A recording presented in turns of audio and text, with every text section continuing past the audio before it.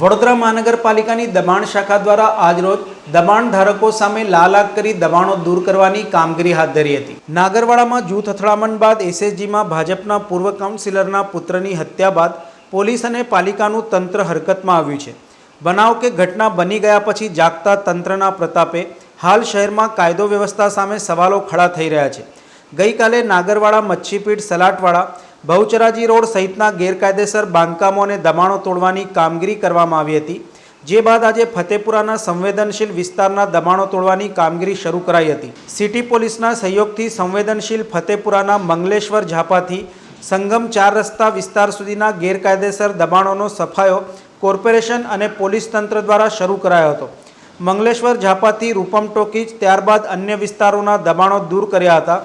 લારી ગલ્લાના દબાણો રસ્તા પરથી દૂર કરીને તંત્રએ અનેક લારીઓ કબજે કરી હતી। ઉપરાંત પતરાના બનાવેલા કાચા શેડ ઉપર બુલડોઝર ફેરવી તોડી પડાયા હતા। ઠેર ઠેર તંત્રની ટીમ સાથે ઘર્ષણ પણ સર્જાયું હતું, જેમાં પોલીસે મામલો સંભાળ્યો હતો। કામગીરી દરમિયાન ટોળેટોળા ઉમટતા ગભરાટથી સન્નાટો ફેલાયો હતો। આ દરમિયાન રોડ ઉપર રસ્તા ઉપરથી જતા આવતા વાહનો રોકી દેવાયા હતા। જો કે સિટી પોલીસના કાફલાએ જે તે જગ્યાએથી મામલો સંભાળી વાહન વ્યવહાર પૂર્વવત કરાવ્યો હતો। દબાણ શાખાએ ગેરકાયદેસર ઓટલા, હંગામી બનાવેલ શેડ સહિતના લારી ગલ્લાના દબાણો દૂર કર્યા હતા। માથાભારે કેટલાક તત્વોના દબાણો મામલે હપ્તાનું રાજકારણ ચાલતું હોવાના પણ આક્ષેપો અને ચર્ચાઓ અવારનવાર થતી હોય છે। આ કામગીરી કાયમી હોય, નામ પૂરતી નહીં તેવું પણ લોકો ઈચ્છી રહ્યા છે।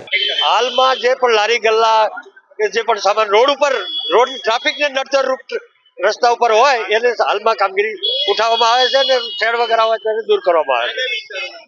મદન ઝાપાથી લઈ સંગમ 4 રસ્તા સુધી કામગીરી હાલમાં ચાલુ છે। બે ટીમો છે, દબાણની બંને ટીમો છે। સમાચારોના સતત અપડેટ મેળવવા માટે લોકમત ન્યૂઝને યુટ્યુબ ઉપર સબસ્ક્રાઇબ કરો, બેલ આઇકોન દબાવો અને અમારી સાથે જોડાયેલ રહો ફેસબુક, ઇન્સ્ટાગ્રામ અને ટ્વિટર ઉપર।